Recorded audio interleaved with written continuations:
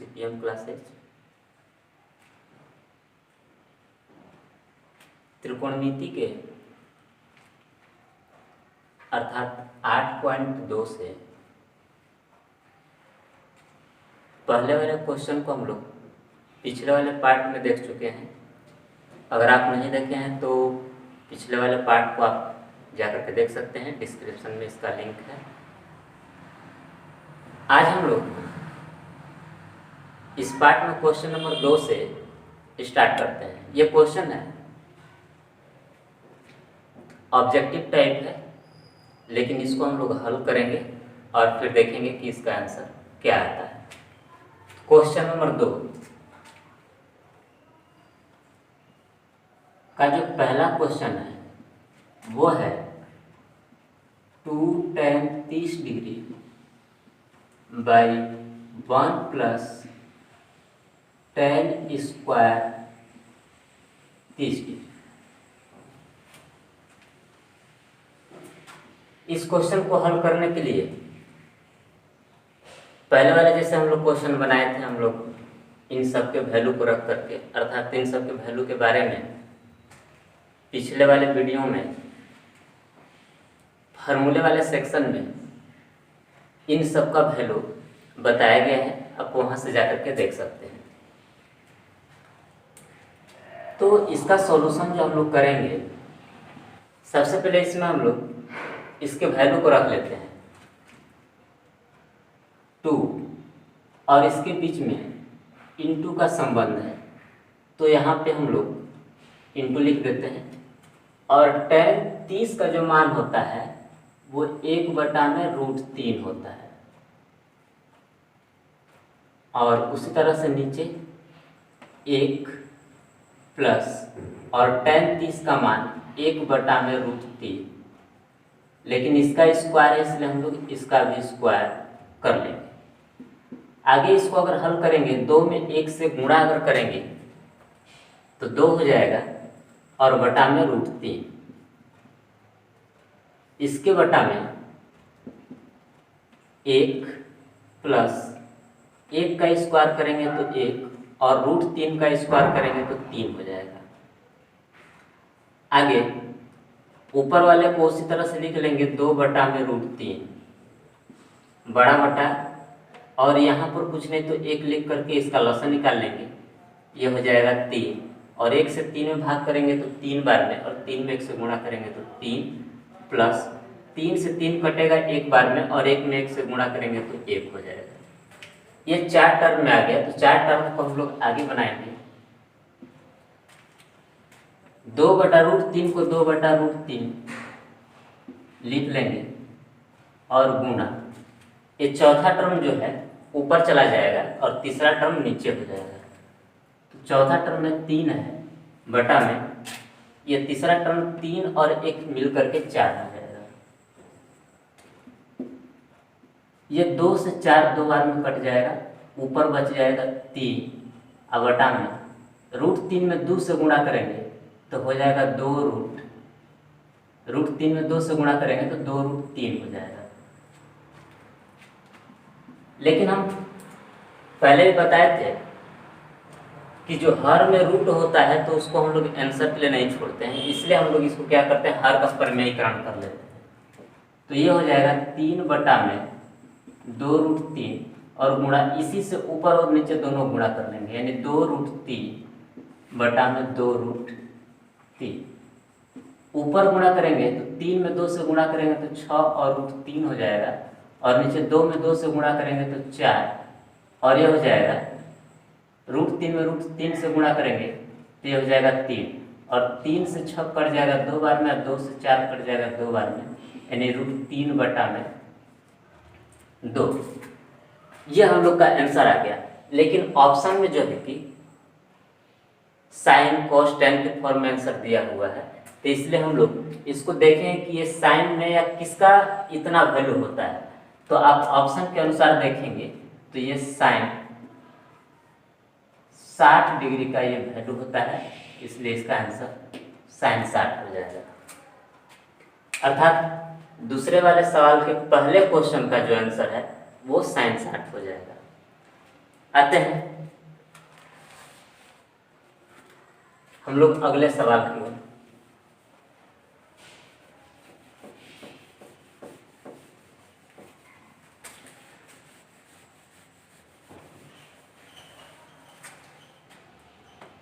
इसका जो दूसरा सवाल है वो है 1 माइनस 10 स्क्वायर और नीचे हो जाएगा 1 प्लस 10 स्क्वायर 45। यहां पर भी उसी तरह से हम लोग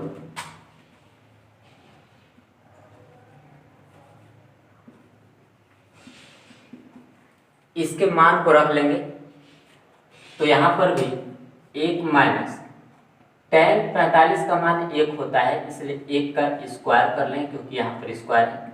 नीचे में 1 प्लस 10 45 का मान यहाँ पर भी 1 का स्क्वायर, ऊपर में हो जाएगा 1 और माइनस 1 बटा में 1 प्लस 1, लेकिन ऊपर में 1 माइनस 1 में से घटेगा तो 0 और नीचे 1 में 1 जोड़ेंगे तो 2 हो जाएगा और इसका जो फाइनल आंसर होगा वो 0 हो जाएगा, इसलिए इसका आंसर 0 हो गया। आगे इस तरह से अगले सवाल की ओर देखते हैं, तीसरे सवाल की ओर।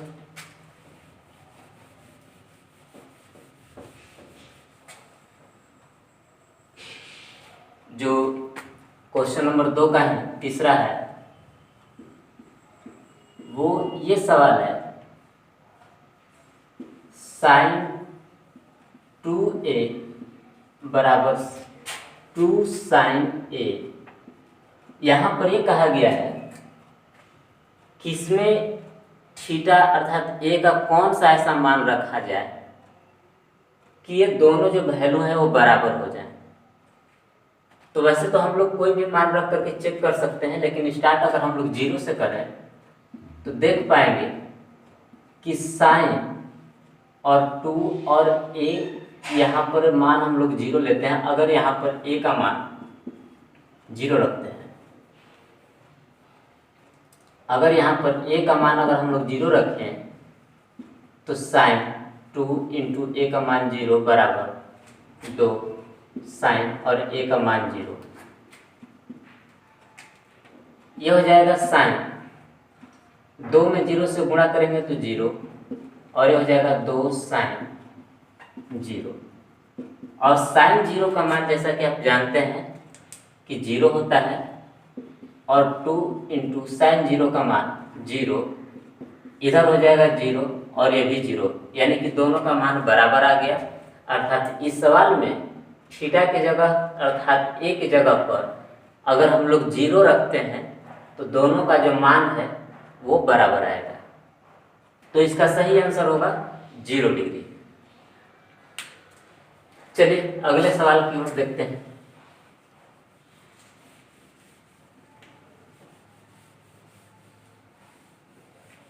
चौथा सवाल,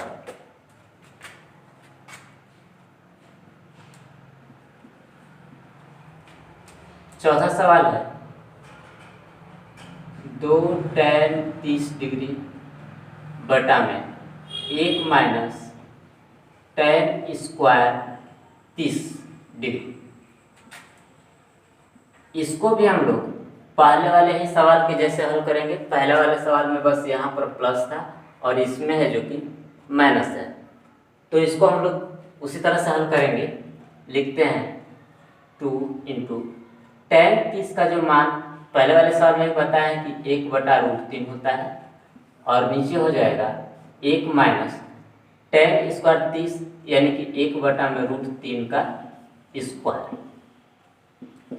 ऊपर उस तरह से गुणा कर लेंगे, 2 में 1 से गुणा करेंगे तो 2 और नीचे √3 हो जाएगा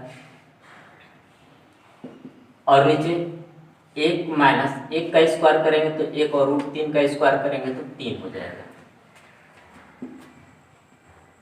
यहाँ 2 बटा में √3 और नीचे वाले का लसा निकाल लेंगे, बटा में 1 करके 3, यह हो जाएगा 3 और 1 का लसा 3 और 1 से 3 में भाग करेंगे तो 3 बार में और 3 में 1 से गुणा करेंगे तो 3 माइनस 3 में 3 से भाग करेंगे तो एक बार में, और 1 में 1 से गुणा करेंगे तो 1 हो जाएगा।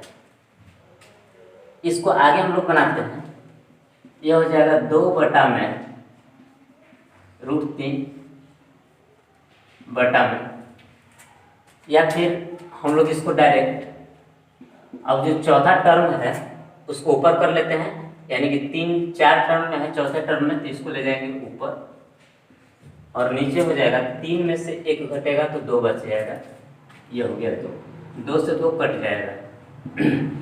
ये बचेगा 3/√3, इसका हर का परिमेयकरण कर देते हैं, √3/√3 ऊपर हो जाएगा 3√3 बटा में √3 से गुणा करेंगे तो 3 से 3 कट जाएगा, बचेगा √3। ये भी ऑप्शन वाला क्वेश्चन है और इसके ऑप्शन में साइन कोसाइन के फॉर्म में आंसर दिया हुआ है, तो आप देख पाएंगे कि जो tan 60 का जो मान होता है वो √3 होता है, इसलिए यहाँ पर हम लोग इसका आंसर tan 60 लिख लेंगे, ये इसका आंसर हो जाएगा। देखते हैं अगले वाले सवाल में। क्वेश्चन नंबर 2 में सिर्फ 4 सवाल है। अब हम लोग तीसरे वाले क्वेश्चन में आते हैं।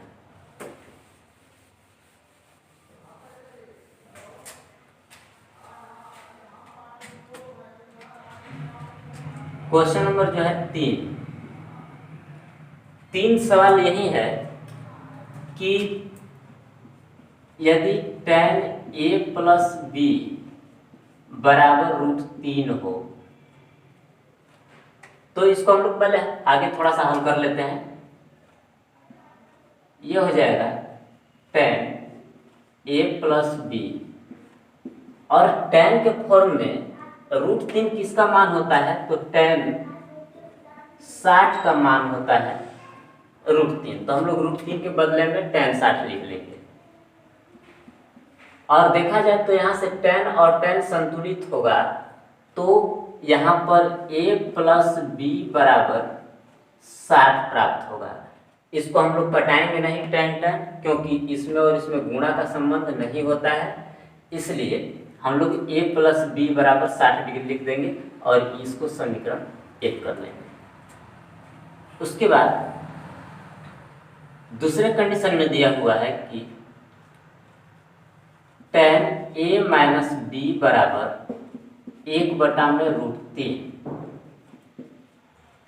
इसको भी tan a - b बराबर, और 1/√3 tan में किसका मान होता है, तो tan 30 का मान होता है, इसलिए इसके बदले में हम लोग tan 30 डिग्री लिख देंगे।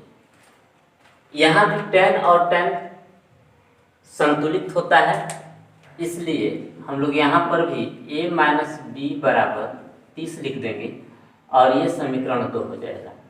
यहाँ हम लोग समीकरण 1 और समीकरण 2 को जोड़ देंगे, समीकरण 1 प्लस समीकरण 2। समीकरण 1 है a + b बराबर 60, और समीकरण जो 2 है वो है a - b बराबर 30। तो जब जोड़ते हैं तब इसमें कोई साइन चेंज नहीं होता है और ये दोनों कट जाएंगे, ये बच जाएगा 2a बराबर 60 और 30 90 हो जाएगा, और यहाँ से a बराबर निकालेंगे, ये बराबर, तो 90 और 2 इधर गुणा में उस पर जाएगा तो भाग में हो जाएगा, यानी कि 90/2, और 2 से 90 कट जाएगा 45 बार में, अर्थात a बराबर हो गया 45 डिग्री। अब b वाले का मान निकालना होगा, तो हम लोग उसके लिए करेंगे क्या, लिख देंगे समीकरण 1 से। समीकरण 1 क्या है, तो a + b बराबर 60, तो a का मान 45 हो गया प्लस b बराबर 60, a का मान 45 लिख दिया हम लोग और प्लस b बराबर 60, तो यहाँ से b बराबर निकालेंगे तो 60 और प्लस में इधर 45 से उस पर जाएगा तो माइनस में हो जाएगा, और यहाँ से b बराबर 60 में से 45 से घटेगा तो 15 डिग्री बचेगा, अतः a बराबर 45 डिग्री और b बराबर 15 डिग्री, ये आंसर हो जाएगा इसका। आते हैं अगले सवाल में। अर्थात क्वेश्चन नंबर 4।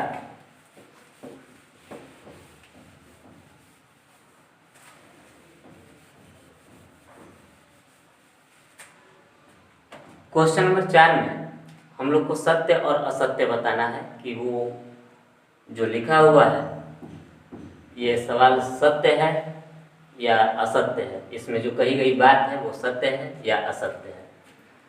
तो क्वेश्चन नंबर जो 4 है, इसका जो पहला क्वेश्चन है वो है कि साइन ए प्लस बी बराबर साइन ए प्लस साइन बी, ये हम लोग लिख सकते हैं कि नहीं लिख सकते हैं, ये होता है या नहीं होता है? तो ऐसा नहीं होता है, क्योंकि पहले बताया जा चुका है कि कोई भी साइन कोस टेन हो और उसके थीटा में गुणा का संबंध नहीं होता है। और यहाँ पर यही किया गया है कि साइन में ए से गुणा करके साइन ए और साइन में बी से गुणा करके साइन बी लिखा गया है। तो क्योंकि इसमें गुणा का संबंध नहीं होता इसलिए हम लोग इसको इस तरह से नहीं लिख सकते हैं, इसलिए यह असत्य है, यह असत्य है, गलत है ये। दूसरा जो क्वेश्चन है, कहा गया है कि थीटा में अगर वृद्धि किया जाए, थीटा के मान में अगर वृद्धि किया जाए तो साइन थीटा के मान में भी वृद्धि होती है। तो ये बात सत्य है, क्योंकि जैसा कि आप जानते हैं कि साइन 0 का जो मान होता है 0 होता है और साइन 90 का जो मान होता है वो 1 होता है। तो इसका मतलब ये हुआ कि जैसे जैसे हम लोग साइन के थीटा के मान में वृद्धि करते हैं उस तरह से उनके मान में भी वृद्धि होते जाता है। तो ये बात सत्य है, अर्थात ये सत्य हो जाएगा। तीसरा जो सवाल है वो ये है कि अगर थीटा के मान में वृद्धि किया जाए तो कॉस थीटा के मान में भी वृद्धि होगा। तो ऐसा नहीं है, क्योंकि थीटा के मान में अगर वृद्धि करते हैं तो कॉस थीटा के मान में कमी आती है, क्योंकि कॉस जो 0 का मान होता है वो 1 होता है अर्थात अधिक होता है, और कॉस 90 का जो मान होता है वो 0 होता है अर्थात वो कम है, अर्थात अधिक से कम की ओर अर्थात घटता है, बढ़ता नहीं, यानी कि वृद्धि नहीं होता है, कम होता है। तो ये असत्य हो जाएगा।